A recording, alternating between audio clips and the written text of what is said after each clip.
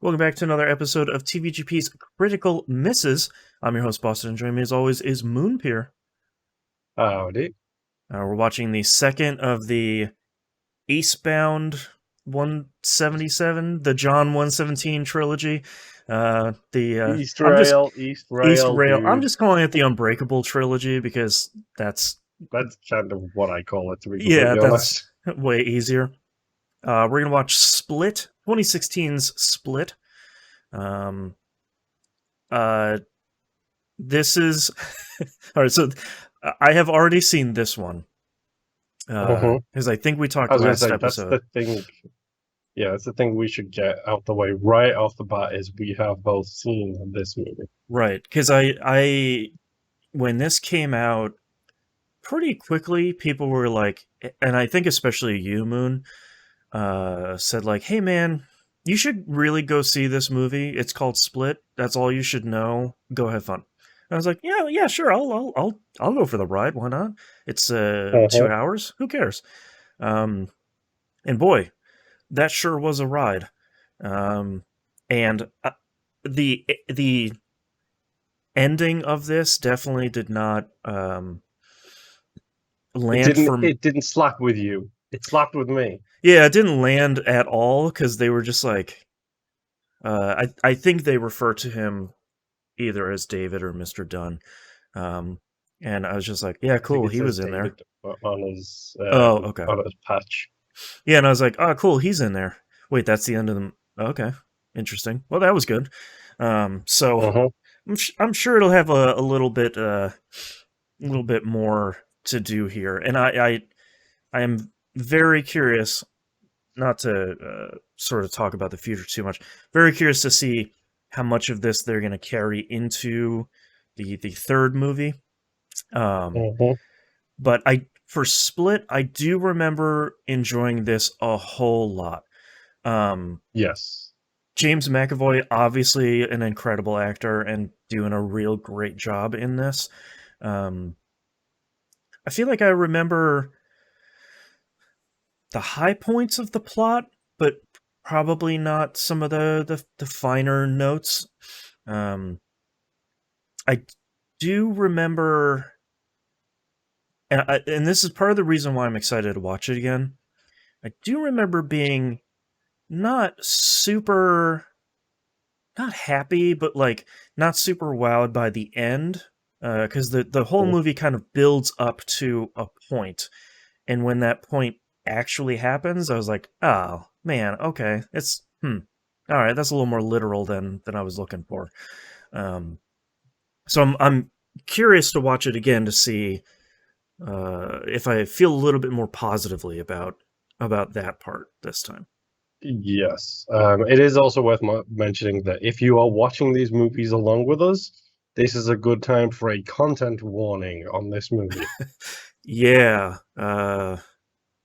This movie, like, because I don't know how much you remember about it, but this has very strong themes of child abuse, mm-hmm, predatory actions towards women and children. right. There is a a dissociative personality disorder character in this movie.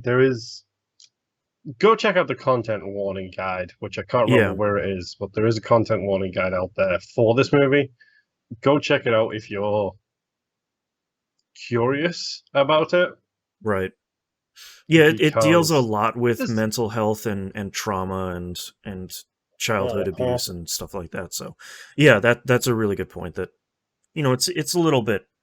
It can be a little bit hard. Yes, and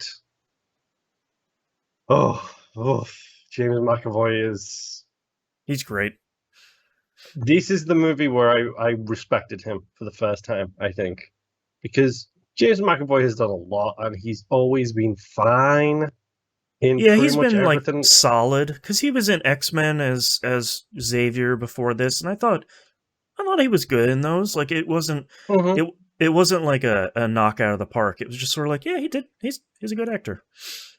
Yeah, I think he does fantastic in that. Like, I genuinely think he is the correct young Patrick Stewart. Like, that's really Yes. well done. He didn't have a Like, big enough role in Lion, Witch, and the Wardrobe to like really judge yeah, him in that. I thought he was fine in Yeah, there. I liked him in Wanted, mostly because I think Wanted is a vastly underrated film, to be completely honest. yeah. I like Wanted. I haven't seen Wanted in a while, but I liked Wanted the couple of times I saw it. I thought he was good as that like sweaty FNG in this horrible situation. We're just like, yeah, all right. Uh-huh. Um, And that classic GIF moment with the keyboard smash over the face and the yeah, letters.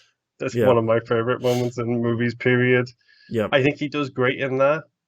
Like, but I haven't really seen him in a lot other than that.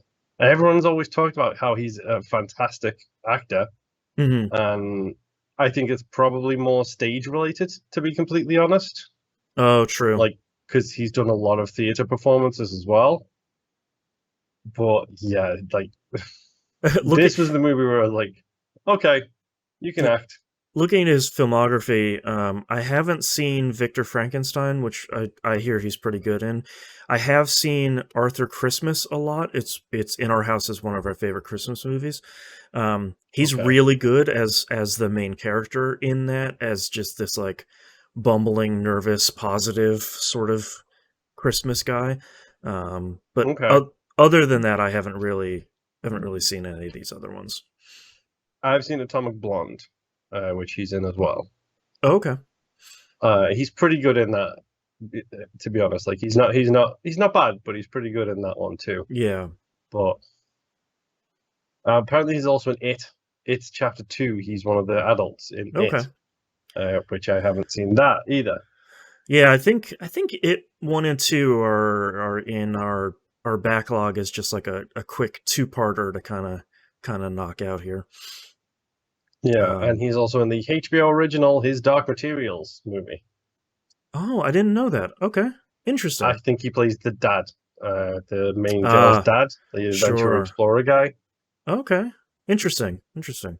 Yeah, I feel like you put it the best. Like I feel like he's never been a standout, or he's been a really good actor that's sort of acting alongside people that are just killing it in a movie. So it's like, yeah, I mean, he's good, but like this other actor is just like the role of their life. Um, I mean, yeah, you look at the X-Men series and kind of Magneto steals that trilogy, like the mhm. First Class trilogy. Magneto kind of like they're both incredible. They Yeah, both are genuinely incredible. But I think Fassbender walks away with that one a little bit more. yeah, Fassbender's great in those. Yeah, um, yeah. I'm. This is one that I'm curious to see now that I've seen Unbreakable. See if there are any kind of breadcrumbs that are throughout the movie, like little winks and nods of Uh, Spoiler alert, sure. there is. Okay, that's part of what I'm excited uh, to watch it. I mean, I'm excited to watch it again because I enjoyed it to begin with. It's only 5 years old, so I'm expecting it to hold up relatively well. Um, I feel And like it's a the low feet. budget movie as well. Like Mm-hmm. it's genuinely a low budget movie, and you know it is because who's the production company on this movie? Do you know? Is it Bloomhouse? It's a Blumhouse. Blumhouse movie. There you go. You always win with Bloomhouse. Um, I feel like any criticism of this movie came pretty quickly after it was released. Some of the mental health community sort of took it to task for uh, sort of vilifying mental illness, which I think is fair. But I didn't I don't remember having an issue with that when I watched it. So I'm sort of expecting in the last 5 years it's held up pretty well. Um, and I guess we should also mention that Anya Taylor Joy is in this, who is like Yes. a runaway super hit actor at this point. After Queen's Yes, like Gambit, this I think is is what it's called. yes, that's the one. Yeah. Like this, the funny thing is because she's got the strange elfin face. Like if you were Yes. going to Yeah. cast a Lord of the Rings movie, she's an elf Yeah. these days. And I've always viewed it as a weird face, Right. but this is the only movie where I think the dark hair and the close, like, she keeps the hair over the face a lot for Right. a lot of reasons.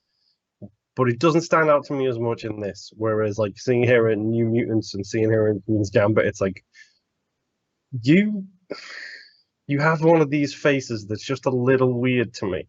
Yeah, like Fantastic actor. you're destined to be an actor or a model, where it's just like this. That's a face. Okay. Uh-huh. Yeah. Also, I didn't know this, but apparently she may or may not have been cast in Furiosa, Oh, a interesting. movie in the Mad Max series. Right. Right. Hmm. Interesting. Yeah. I feel like those are kind of like the two actors in this movie. I know there's like the doctor and uh Anya's friends and stuff like that, but I feel like these are kind of the two lead actors in the movie. It's a much I remember Smaller. yeah, I remember liking it because it is a smaller thing. It's like almost like a closed room mystery sort of capsule thing. Um and I remember digging that. Um This all is right, the and bottle episode for yeah, this exactly. season. Exactly. Doctor Who is trapped in this place. What are you gonna do? All right. Any final thoughts here for Split before we go watch it? No, but random thoughts indeed. Hmm. Number one, I'm looking forward to watching this too. Like, I haven't seen this since it came out, I think. Yeah. And this is one of those movies where it's like, yeah, the acting kind of makes it. And Yeah. without any of these people in this movie, like, it makes me feel uncomfortable, which for a movie Hmm. that's designed to make you feel uncomfortable, that's a positive. Right. Also, random fun fact: in 2017, the year this came out, Blumhouse produced 3 movies. Okay. Do you know what they are? Obviously, one is this. Right. No, I don't. Number 2 is Get Out, Wow. Okay. and number 3 is Happy Death Day. Wow. Hit after hit for them, man. And then next year Hmm. was Upgrade. Was it, 28. or was That it was the year before? 2018, I believe. Was that Blumhouse? I don't know if that was a Blumhouse. Yeah, I think it was when we talked about it last season. Um, yeah, I'm excited to go watch this again, and I think we should go watch the movie then. Yule sounds like plan.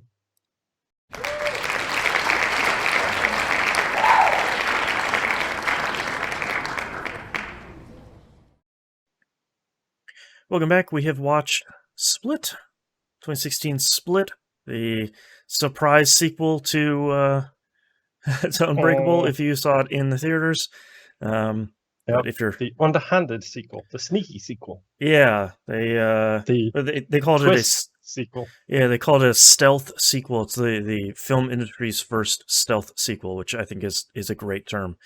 Um, Yeah, and trust M. Night Shyamalan to deliver on that it, front. I also have to say, we did a season about Nine Inch Nails, and we listened to Year Zero, and one of the things that Trent Reznor fought with the record label on was secrets around the alternate reality game, like Uh-huh. don't promote that we're doing it.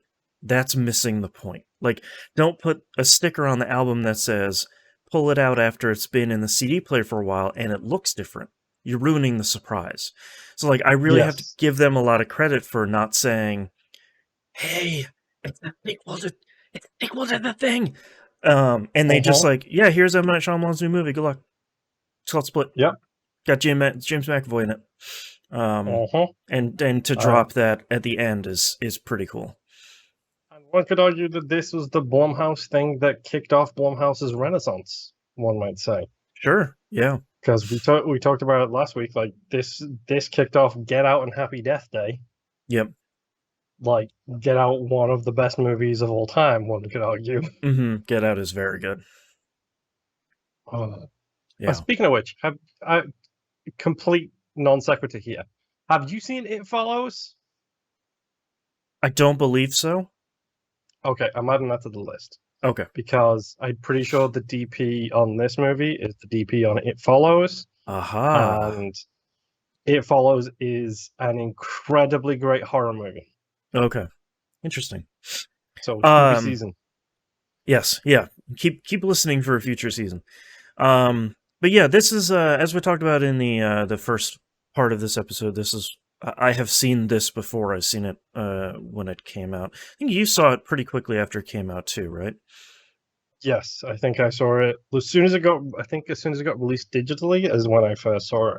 And I Yeah, was me like, too. I didn't see it in theater. oh, that's Yeah. why everybody was talking about this movie. Yeah, I haven't seen it since. So it's been a good 4.5, 5 years since it came out. Uh-huh. Um, I I feel much more positively about it this time. I think Okay. when I watched it the first time, 85% of it was incredible and 15% of it was really stupid in a way that I did not click with. Was Um, it the climbing up the walls part?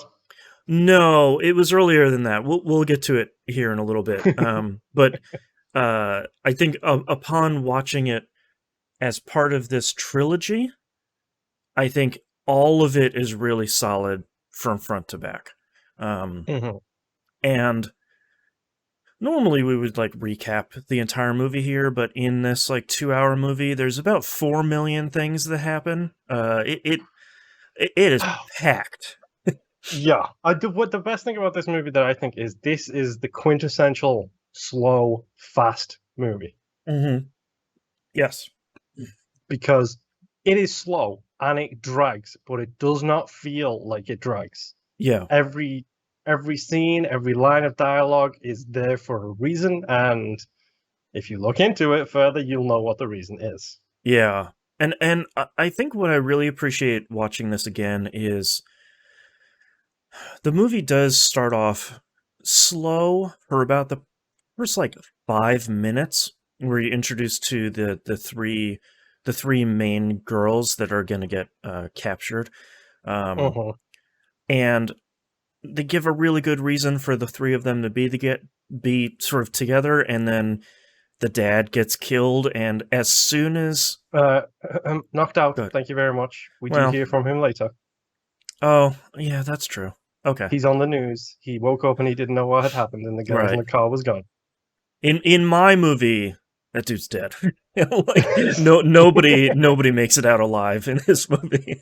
Um, but I love that as soon as he sits in the car, the tension is fully ratcheted almost immediately, because just the way that he's Uh-huh. sitting there is just like, oh, there's no way that this is gonna go And super well. uh, like, if you get to know Dennis as well, you'll learn why he takes the cloth out and starts removing trash Yep, from the dashboard. yep. It's just like it makes perfect sense because Dennis is a bit of a clean freak and he has OCD. So, And the way that he snaps his head when she opens the door enough for it to make the click and the ding is real good. Like, uh-huh. oh man, And you messed up. I, I love that moment because it shows how hyper focused he is. Because the girls in the back complain, gets his attention, he deals with them.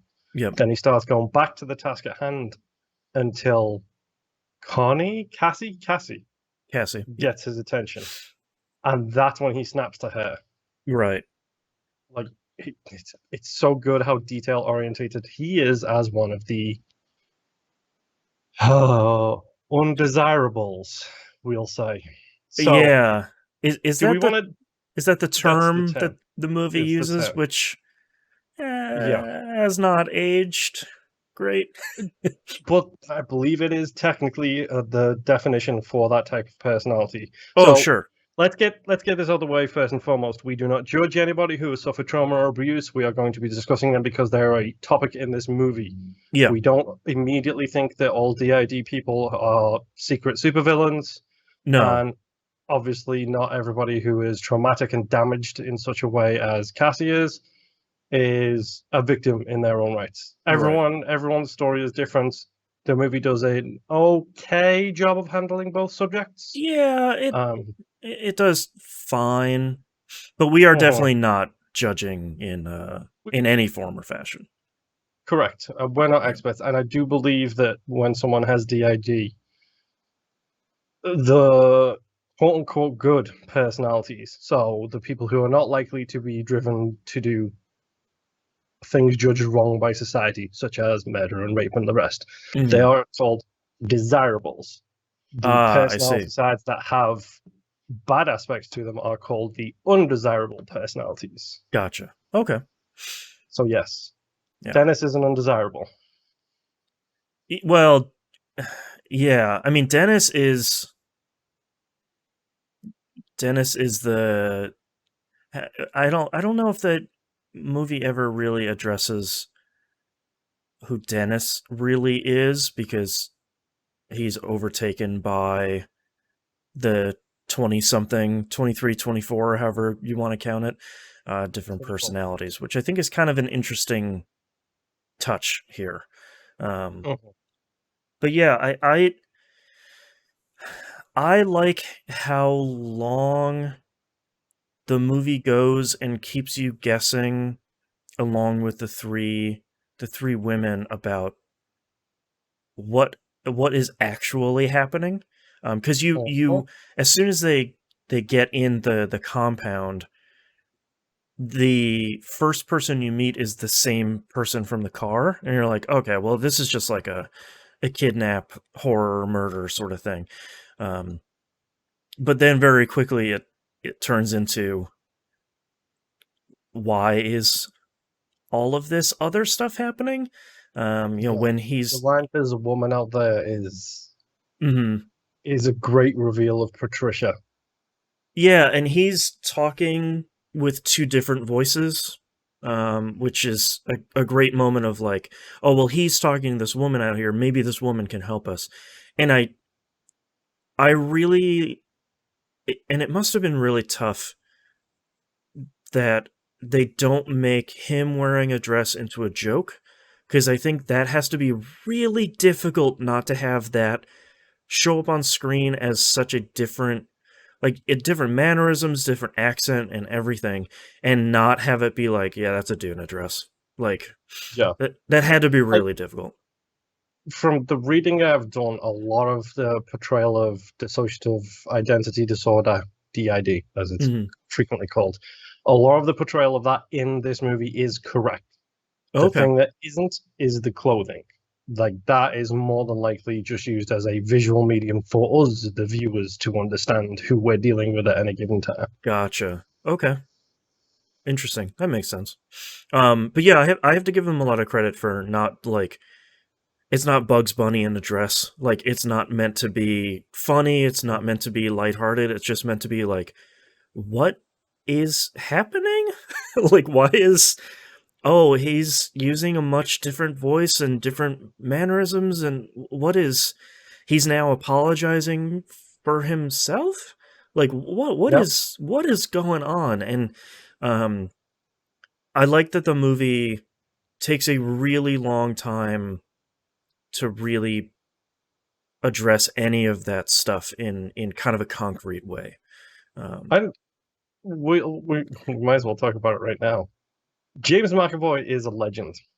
oh, he kills it in this movie. I think Like, the whole time he's just, like he's incredible.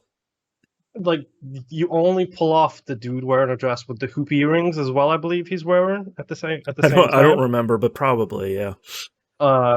And he only pulls it off because he plays it so straight. Like, Yeah.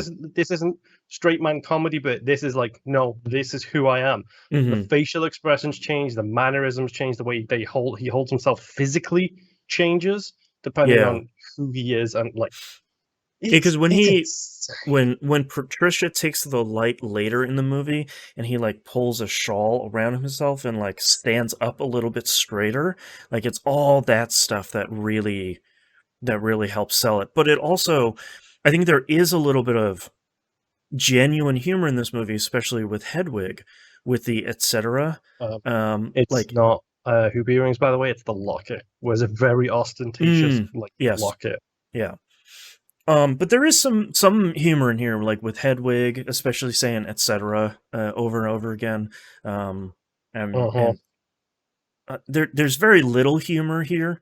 There is Hedwig actually is go ahead. kind of where it comes out, like, because Yeah. I hate to say this, but he portrays a 9-year-old so well. Like, Hmm. etc. is one of those words that a kid learns. They know what Yeah. it means, and they just keep using it because Yeah. now they know a new word and they have to use it as frequently as possible. My kid is And almost 5, and that's like my entire life. I was going to say, you're shaking your head for people Oh who my don't watch god. the video version. You're shaking Yeah. your heads in that knowledge of, It's, yep, this is my life right if now. if you want to talk about the difference between herbivores and carnivores, you can talk to my 4-year-old. She will talk about it forever. Um, but yeah, it does feel genuinely. I mean, we don't see a ton of the different personalities. I think when We uh, get 4. yeah, because when he Well, talks to Dr. Fletcher a lot, the fashion-minded personality, Barry? yes, it's Yeah. Dennis pretending to be Barry. Right, which is like the real she Dr. Fletcher picks up on it pretty quick and like Uh-huh. really doesn't believe Dennis Barry sort of trying to lie to her. Um Especially when he's literally walking around the office, he pushes the book in. He aligns everything up mhm, perfectly in symmetry, and it's just like, come on, dude. yeah, it's real it's real good. So we see Dennis, Barry, Patricia, Hedwig. Later on, of course, we see um, the Horde, the Beast. We Sorry, see the the Beast. beast. Yeah, the The Horde horde is is the all group. of those 4, basically. Yeah, yeah. Um, I boy, the thing I forgot about this movie too is how all this stuff with Casey is intercut With the with the flashbacks, yeah, the flashbacks, which are like, yeah, happy family. And then halfway through the movie, you're like, yeah, does this dude's real. Oh no. it kind of make your skin crawl as well? Oh, and it's really impressive because it's never explicit, but you know exactly what's happening and how Uh-huh. horrible it is, but it's never anywhere near explicit about what's going on. Do you Um, want to make it even creepier?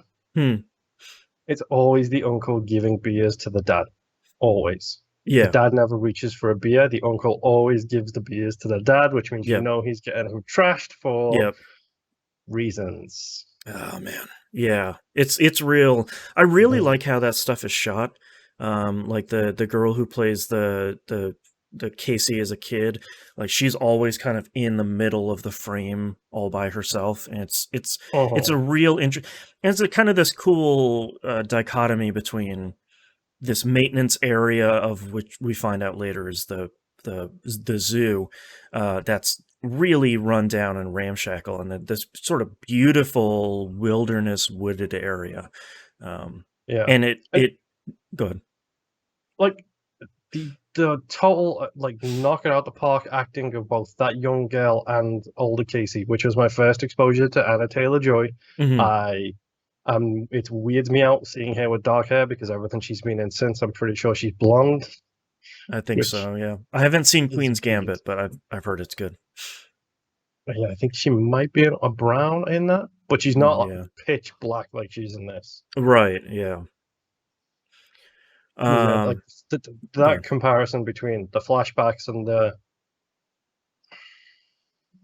the scenic beauty of it, when knowing the seedy undertale of what's going on underneath, is Hmm. just a little bit squeamish. Well, and it's it's not on screen for very long, but I like that it is the reason that Casey knows how to use a shotgun instead of just Uh-huh. like I picked it up, rack it, load Yeah, some shells in here, let's go.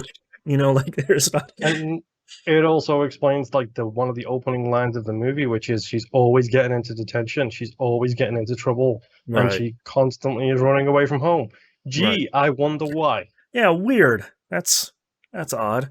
Um, yeah, it is really interesting. The whole movie, uh,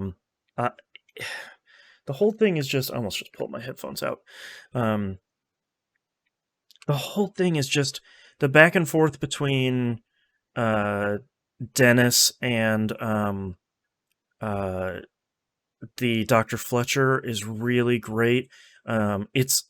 It's this slow burn of like Dr. Fletcher getting pulled further and further into his life, which ends up at her just showing up at the maintenance area and being like, "Oh no, what are you? This is not gonna go well. Oh God." Um, Uh-huh. it's this one is sort of hard to talk. Oh, also wanted to mention the M Night Shyamalan cameo here as the Hooters Wings lover. Yep. Yeah, it's that scene is like particularly written from a dialogue standpoint that feels very much like uh M. Night wanted to write like a really wordy speech for Dr. Fletcher to kind of say to M. Night Shyamalan, and he can just say like, "Look, I like their wings," whatever. Um, Yup. I also someone makes fun of his weight again. right? She says he's like looking soft around the middle or something like that. Um, Uh-huh. yeah, it, this is okay. So this movie's really like we talked about before. This movie's a little bit hard to kind of talk about because it, like you said, as much of a slow burn as it really is, there's just a million people are escaping. They're pulling ceilings off. They're getting locked in closets. They're having a Uh-huh. sandwich and then getting hitting Patricia with a chair, and like there's about 50 million things going on. Do we want to talk about the East Rail connection in this? What's the connection here? Oh, well, obviously David Dunn in the last scene is the big Yeah, connection. yeah. Kevin's dad left on a train. Kevin's Oh, dad never came back. interesting. Okay. And Kevin places flowers on the edge of the train line when Dennis goes to summon the beast, as it were. Right. He leaves flowers at the edge of that train line. It's near the King of Prussia Mall, which is, and I can't remember where it is, but the Pennsylvania. city the town that's in Yeah. is where David Dunn is. In So Philadelphia. that's Yeah. yeah, so that's Yeah. right where the 117 disaster Right. happened. Gotcha. Okay. And Yeah, there's an it's argument. There's an argument to be made that the young child getting dragged around by his mother, who David interacts with, is an Unbreakable, is sure. potentially Kevin. Right. It's really funny because I have been to King of Prussia Mall before, and the fact that they call that out by name is always really weird because it's like, oh, that's real weird. I've been there. That's like a famous mall. That's super weird. Um, so let's talk about my big problem with this movie when I saw it and how that got resolved. Um, Okay.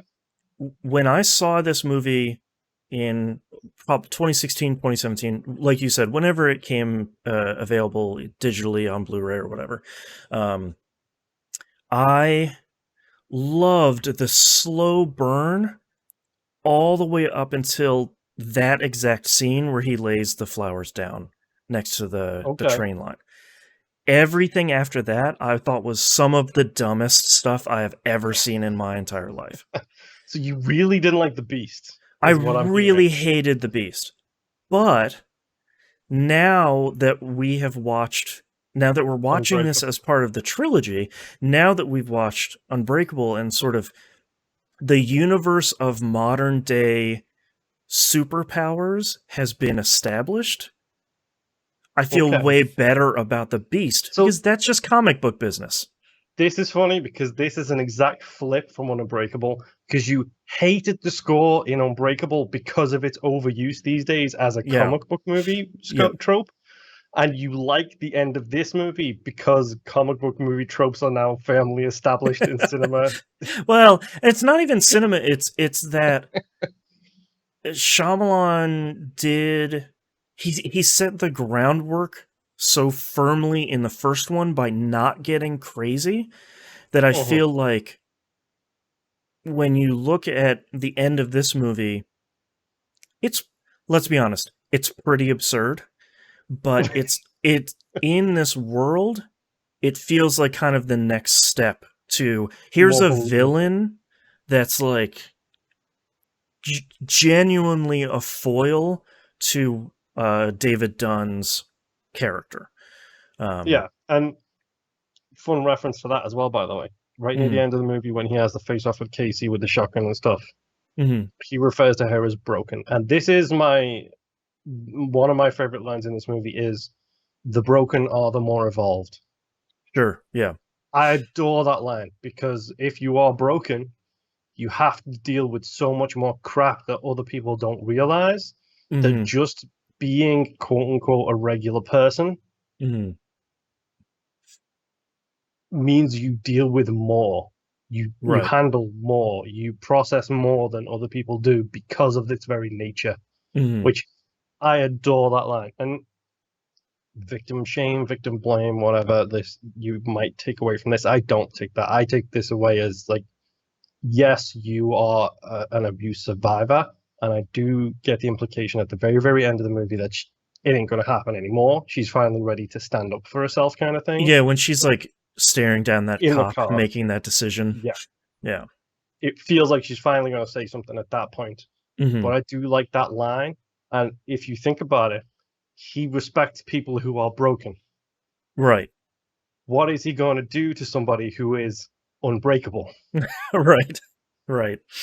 Um, yeah, so I feel like I don't think that stuff is. I don't think everything in that like last Beast segment is great. I still think that like scaling the walls on all four stuff looks a little off and probably could have been cut. But I think the majority of it is really good. Now that I understand its place in this kind of this trilogy of films.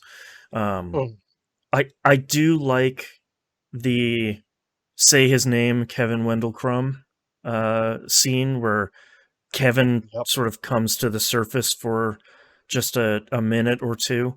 Um, I think I think that's really solid. Um, I think the only thing that I think is a little bit iffy for me is when Dennis, Patricia, and Hedwig are talking, and it's kind of moving from one mirror to another. I feel like Mhm. that's kind of an overused thing you see sometimes, where it's like one mirror is one character, the other one is another one, but it's not It's super very, harmful. it's very Gollum, we'll say. Very much, yeah. It feels a little bit more tropey than maybe the rest of this movie, but I nothing think enough the, where I think it ruins the it. I think the thing that gets away with here is because it does pan backwards and forwards, Hmm. but there is three personalities talking, and it changes even while it's on one or the other. Like it'll Yeah, change mid sentence, yeah. which As it again, good. phenomenal performance there, where you can tell just by Yeah, looking at the face who he is. yeah. I mean, you're right. Like he's switching between each one of these characters. He being James McAvoy. James McAvoy is changing between each one of these characters like multiple times in the same sentence. You know, there's a really good shot um, where Dr. Fletcher is talking to who James McAvoy is acting as Barry, is Dennis as So Barry. it's Dennis pretending to be Barry. Yeah, and she like lays out a really good speech for him, and then in the matter of a couple seconds, he moves from Dennis pretending to be Barry to just Dennis, like sitting straight up, like he has a harder expression on his face. Like there's a lot of Mhm. there are big character movements in this movie, but there's also a bunch of really small ones that I feel like McAvoy pulls off really, really well in a really impressive way. And I'm very curious to we'll get to it in the next episode. But I'm very curious to see how he pulls that off again in Glass, because it feels Yeah. like one of those things where it's like, no, man, I did it once and this was hard. I'm not coming back for another one. But like, And it's McAvoy as well. So a small piece of trivia: he did Atomic Blonde, I think, after this. oh, okay, While filming this, he didn't get a scene, and he felt like he failed himself. Got really angry with himself and punched a door, which he thought was fake, and no, it turns out it's metal. oh Um, no, really busted his hand up, and then didn't tell anybody. I think for a while. hmm Told the injury got so bad that he then had the same injury when he went to start working on Atomic Blonde. oh geez, wow. Um, Gosh, what else to talk about? Obviously, the David Dunn sighting at the very end is it's a little bit ham-fisted with like the lady being like, "That reminds me of someone else. What was his name?" And it's just sort of like, all right, we can maybe do another one of that one, Now maybe. that you know it, though, now that you know it, it's ham-fisted. If you didn't know it, that is a huge reveal. Oh, that's what I wrote in my notes. Is like, man, if I had seen Unbreakable and I had seen Split and mostly enjoyed it all the way through and had that like last 20-second bomb of just like, oh, like, oh my god, that would have been just absolutely mind-blowing. Uh-huh. There's something else I was going to say as well. I can't remember what I was going to say now. It's gone. It's missing. I've lost it. Um, I nope. also Who like knows? I also like that the beast just like eats the other two women, like Yep. just So full on gross. is just like, oh, this is like a horror movie now. Okay, cool. Like she even gets Oh, dragged away. that's what I was going to say. Hmm. What did you think of the beast's design? Like the whole veins popping out, obviously, like because again, setting it in the comic book world, it is a very reasonable thing to assume. Oh, hey, he's producing like 10 times the level of adrenaline anyone Mm-hmm. normally does, which might explain the whole, climbing walls, just gently pushing a door open and breaking a slip bolt lock. Right. I I I like it because I feel like they needed to do something to James McAvoy other than make him look really muscly. Because I think the obvious solution that I don't think would have really worked was like get him real buff and like spray him down and make him all sweaty and And like he's kind of buff. yeah, and I think that like the knee jerk reaction might be, oh, let's put some CG and let's make him just real big. Like let's make him look way bigger than James McAvoy is. But I think that would have looked really stupid. And I think I like the like veiny, like gross, jacked up kind of look to him, and I like that they don't show his face for a long time. Like I think they sell it really well, and I think that's this movie. It is almost like it succeeds in spite of how easy it could have been to screw up the entire thing. Like it Mhm. feels like there's a million really deliberate decisions and a million probably like little tiny changes as they're doing as they're filming this movie. We're talking about James McAvoy in a dress and like really getting that fine line of this is shocking, not because he's in a dress, it's not funny, but because this is very clearly not what we were expecting to see in like a horror thriller sort of way. Um, Yeah.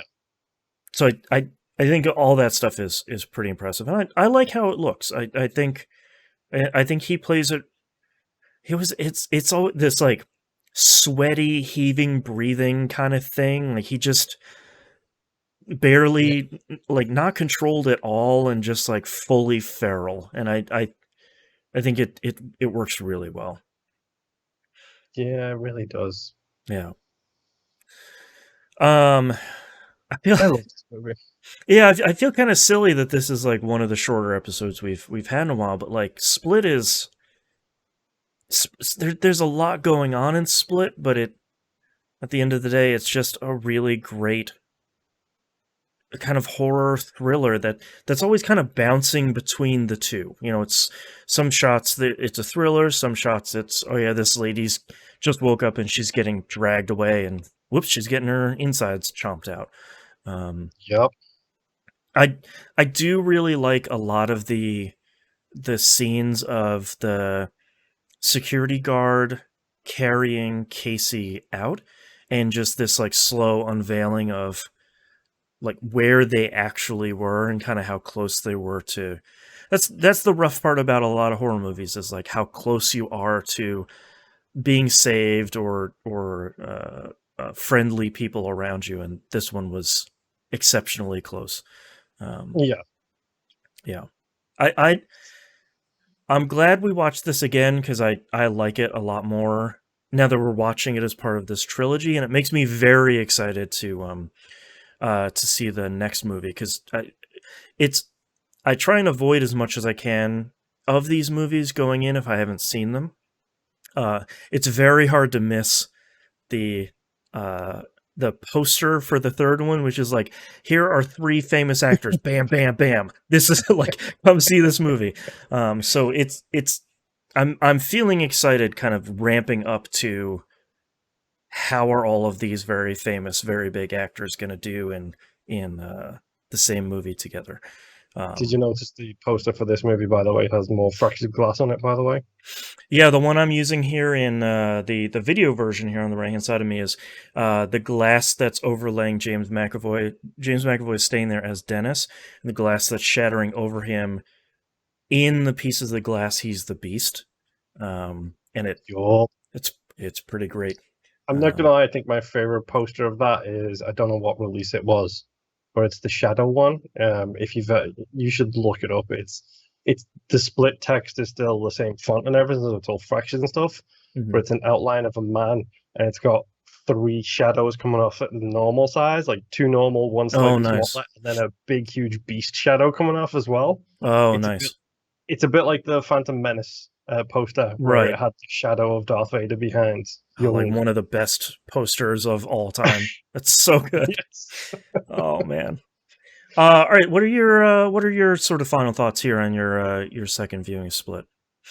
Honestly, well, it's like my third or fourth, but like Oh, there you I genuinely love this movie. Like, go. content warnings aside, like this movie is really well shot. The score is fantastic. The acting is superb on everybody's front. Yeah, everybody is good in this. Like, Even didn't the know who Anna Taylor-Joy was until this movie. So even that the says lady that is on her couch yelling at The Price is Right with Dr. Fletcher is really good. Like, and then he's really she sees good. the Like, made-for-TV commercial thing, and then like, yeah, oh, I got to buy that. I gotta get one of those. Yeah. Yeah, it's so good. Like this movie is so good, and the fact that it's basically just a box episode of a TV show, like Yep. it's legitimately a box movie, and Yep. it's so good. Like, oh, Yeah. oh, it's really good. Yeah.